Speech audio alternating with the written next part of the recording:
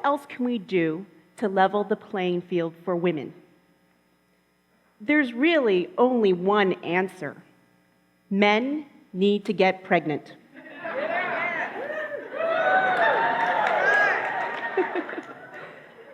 Now, I'm serious about this. That's because we need to spend some more time thinking about the role of men in women's progress. Not to say that preaching equal opportunity hasn't helped, but let's take a look at what's happened to women in the workplace. Today, more women graduate from college than men. Female students make up nearly half of the law schools and the medical schools.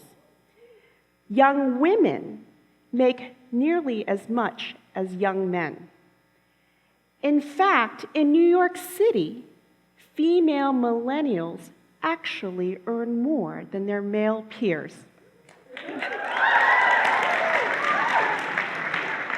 So what's the problem here? I mean, the X chromosomes are clearly smarter and fiercer than ever. But things start to change when women begin to have babies. They take time off. They reduce their hours. They drop out completely to become stay-at-home moms. And so all the gains they achieved at the beginning of their careers evaporate. So that's why today, on average, women earn just 77 cents for every dollar a man makes. Put it another way, women have to work 60 extra days a year just to make the same amount a man does. So perhaps you're starting to see where I'm coming from on this, that we need to enter new and fertile territory. Perhaps what we really need is Warren Buffett and Bill Gates to funnel a few $1 billion into researching how men can have babies. Now, lucky for us, Hollywood has provided a script for us on how to do this already. Arnold Schwarzenegger, in the 1994 movie Junior, plays a research scientist who impregnates himself with a female fertility drug. It can be really that easy.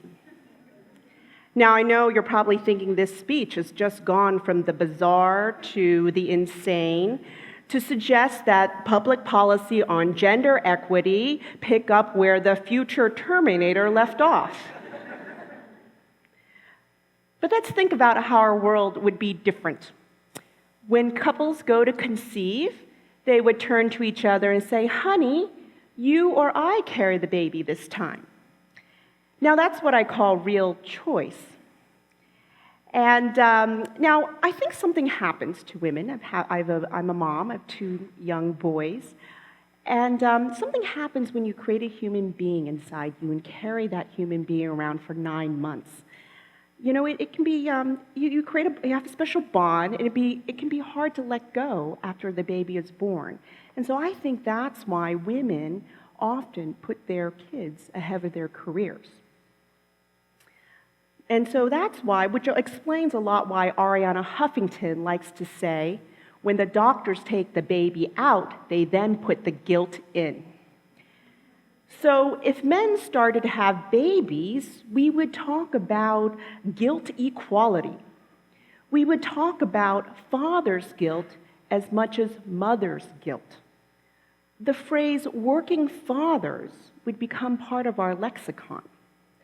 And stay-at-home dads would be the norm, not the outliers they are today. GQ would have to start writing stories telling men how they can have it all, and Martha Stewart would need to start catering to a male audience. And after Sheryl Sandberg wrote a book telling women how to lean in, Mark Zuckerberg would have to write a sequel telling men how to lean out. So this world I just painted can actually be our reality. And without the miracle of men giving birth. And this is how we can do it. We need to create policies that help men feel as comfortable at home as they do in the office. And this is why. We need men to be part of the equation on the home front. They need to help do the laundry, they need to help cook the meals, they need to help take care of the children. Because, because without doing that, women can only go so far in their careers. That's because even with the benefit of babysitters and nannies and daycare, there comes a point where there's no one else to delegate family responsibility to. And ultimately, that falls with mom. And mom is the one who ends up leaning in at home. Now, I'm thinking about a recent announcement, much lauded announcement, from Vodafone. It's a mobile communications company, and they recently said that they would offer 4 weeks of paid maternity leave to all their female employees. And when they come back, they can opt for a reduced schedule at full pay for 6 months. How progressive, right? Well, not exactly. Yes, it's very generous because a lot of companies don't offer paid leave off. Yes, it's very generous because a lot of companies don't have such flexible schedules. But here's the problem. By focusing on mothers, Vodafone continues to put the burden of childcare on women. So this is what would have been better. The Vodafone offering the benefit to everyone, to new fathers, and calling it parental leave. Have you guys been here? Anybody know where this is? Iceland? All right. Iceland. And have anybody been to Denmark or Sweden? All right, a few of you. Finland, any of the Nordic countries. And when you were there, did you happen to see pregnant men? No? You didn't even tweet about them?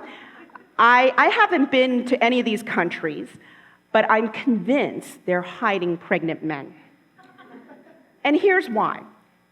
These countries have some of the most generous parental leave policies in the world. And in Iceland, for example, nearly all the men take paternity leave. And on average, they spend 3 months at home.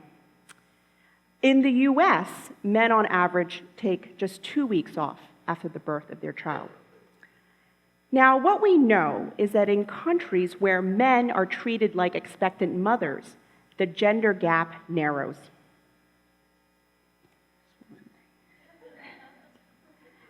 What we know is that the disparities between men and women based on health, education, economy, politics, they are the smallest in these Nordic countries, according to the World Economic Forum.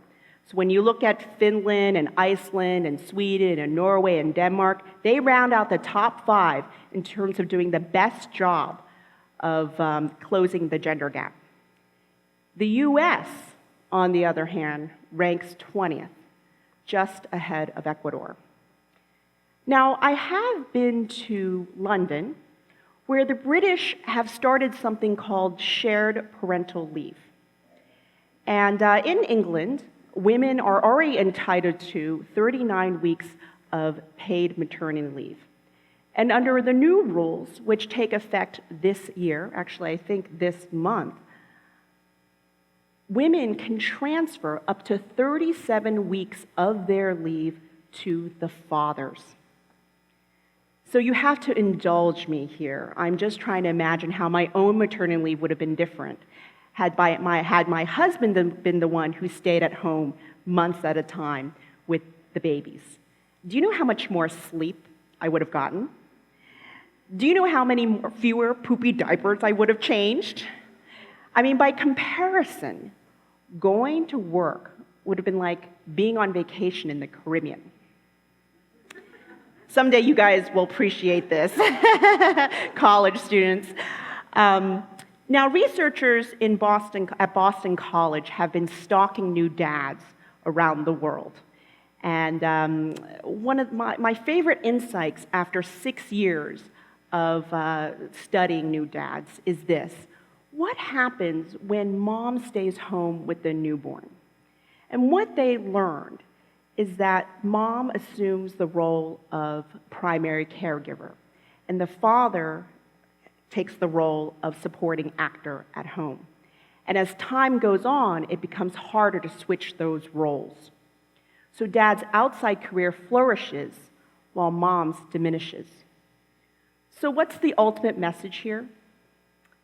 We shouldn't let up helping working mothers and working women, but we need to do more to help men be working fathers. So when we're expecting, we need to expect more of men. Thank you.